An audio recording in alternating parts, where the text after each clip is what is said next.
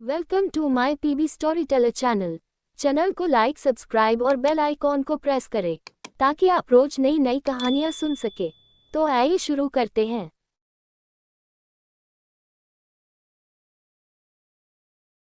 आज जो मैं आपको किस्सा बताने जा रहा हूँ वो हमारे कस्बे के भूथा अस्पताल का है। सारे कस्बे के लोग इस अस्पताल को भूथा अस्पताल कहते हैं। इस अस्पताल का असली नाम विक्टोरिया अस्पताल है। इस अस्पताल को आज से करीबन 100 साल पहले अंग्रेजों ने बनवाया था। उस अस्पताल के सामने एक कब्रिस्तान है। मेरे दादाजी ने मुझे बताया था कि आज से 60 साल पहले इस अस्पताल में ऑपरेशन के दौरान एक लड़की की मौत हो गई थी। तब से उस लड़की की आत्मा उस अस्पताल में भटकती है। रात ढलते ही कोई भी इंसान उस रास्ते से नहीं गुजरता है क्योंकि उस लड़की की आत्मा राहगीरों को परेशान करती है। हालांकि मैं दादाजी की बताई पुरानी भूथा कहानियों में ज्यादा विश्वास नहीं करता था। एक रात मैं अपने दो दोस्तों अंकित और राजू के साथ रात को बाइक पर घूम रहा था। तभी मेरे एक दोस्त ने मुझसे विक्टोरिया अस्पताल वाले रास्ते से चलने को कहा। हम में से कोई भी ज्यादा भूत प्रेतों पर विश्वास नहीं करते थे और हमने उस रास्ते से जाने का पक्का किया। उस समय रात के 10 बज चुके थे।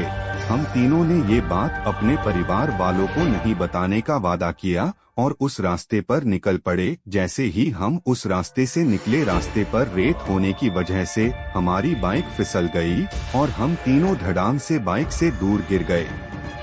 गनीमत थी कि हम लोगों को कोई चोट नहीं आई थी। बाइक चला रहे मेरे दोस्त अंकित ने बोला कि उसका बैलेंस तो बराबर था, फिर ये बाइक कैसे फिसल गई। हालांकि वो थोड़ा डर गया था तो मेरे दूसरे मित्र राजू ने बाइक चलाने को कहा। अब राजू बाइक चला रहा था। हम 1 किलोमीटर ही चले थे कि अचानक हमारी गाड़ी का टायर पंचर हो गया और गाड़ी की स्पीड तेज होने से गाड़ी इस बार फिर पिछली बार से भी दूर तक फिसलती गई। इस बार हमें कोहनियों और घुटनों पर थोड़ी चोट आई थी।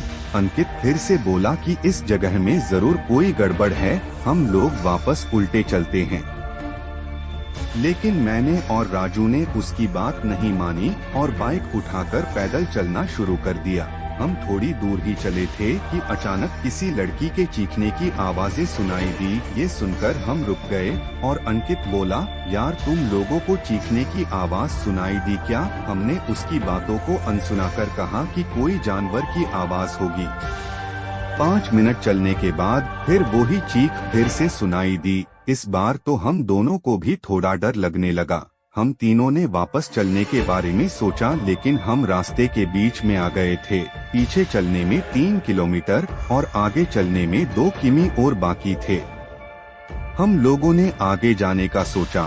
थोड़ा आगे चलने पर हमें बरगद के पेड़ के नीचे एक औरत दिखाई दी। इतनी रात को अकेली औरत को देखकर हमारे तो रोंगटे खड़े हो गए थे। हम लोगों ने पीछे मुड़ने का सोचा। तभी वो बूढ़ी औरत चिल्लाई, बेटा रुको, मुझे हाईवे तक का रास्ता बता दो। हमने पूछा कि इतनी रात को आप इस रास्ते से कैसे निकल रही हो? तो उस बुढ़िया ने कहा कि मैं पड़ोस के गांव की रहने वाली और मेरे पास पैसे नहीं हैं, इसलिए मैं पैदल ही निकल पड़ी। हाईवे के उस पार मेरा गांव है। हमने उस बुढ़िया की बात का विश्वास कर लिया और आगे निकल पड़े। रास्ते में वो बुढ़िया हमसे सारी बातें पूछने लगी। बुढ़िया हम तीनों के पीछे चल रही थी। हम तीनों दोस्त अब अपनी बात कर रहे थे। तभी राजू बोला कि लो मांझी, आपका रास्ता आ गया। और वो जैसे ही पीछे मुड़ा तो वहाँ कोई नहीं था। हम तीनों की तो सिट्टी पिट्टी गुल हो गई। हम बाइक को धक्का मारते हुए जोर से भागने लगे। भागते भागते अंकित ठोकर खाकर गिर गया और हमें जोर से चीखें सुनाई दी। हमने भी बाइक को वही पटककर अंकित को साथ लेकर दौड़ने लगे और अस्पताल के पास कब्रिस्तान तक पहुंच गए। ये सब घटित होते 12 बज चुकी थी। हम पसीने से तरबतर हो गए थे और कब्रिस्तान पार कर एक मंदिर में रुक गए, क्योंकि अगर बिना बाइक के घर जाते तो जूते पड़ते। इसलिए उस रात मंदिर में ही रुक गए और सुबह होते ही बाइक लेकर अपने अपने घर आ गए और घर वालों दोस्त के यहाँ रुकने का बहाना बना दिया। उस रात के बाद से हम उस रास्ते से कभी नहीं गए। मुझे आज भी सपनों में वो भूतिया बुढ़िया और चीखने की आवाजें आती हैं। तो कैसी लगी आपको कहानी? सब्सक्राइब करके कमेंट में जरूर बताएं। मिलते हैं नेक्स्ट कहानी में। Thank you.